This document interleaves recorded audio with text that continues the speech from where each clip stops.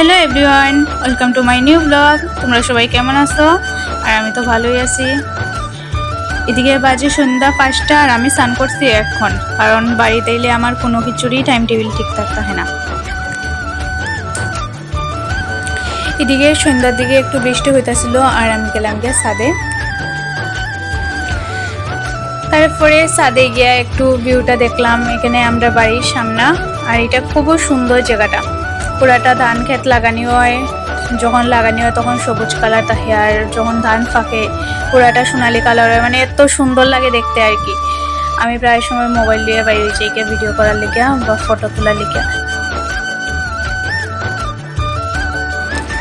আমি বাড়িতে এলে অনেক ধরনের পিঠা হয়, আর আজকে হইতাছে সিদ্ধ পিঠা। তো তোমরা এটারে কি নামে জানো আমার জানাইও, আমরা তো সিদ্ধ পিঠাই করি।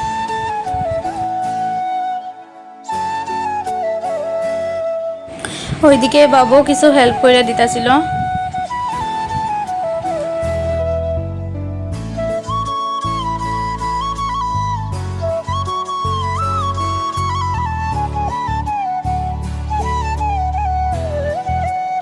শীতলের পিঠাটা আমার খুবই ভালো লাগে, আর তোমরা কার কার ভালো লাগে জানাইও। আমার তো খুব ভালো লাগে।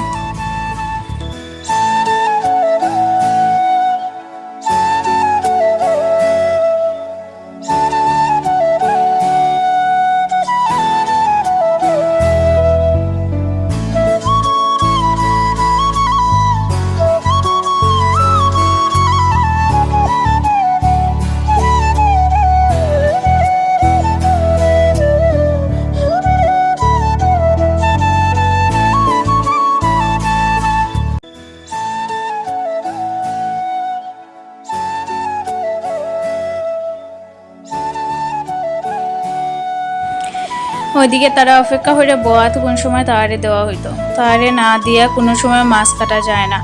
মায় আগে তাড়ারে দিব, তারপরে দিয়া সেইরা মাছ কাটবো, বা কোনো কিছু আনলেও সবার আগে তাড়ারে দিতে লাগে।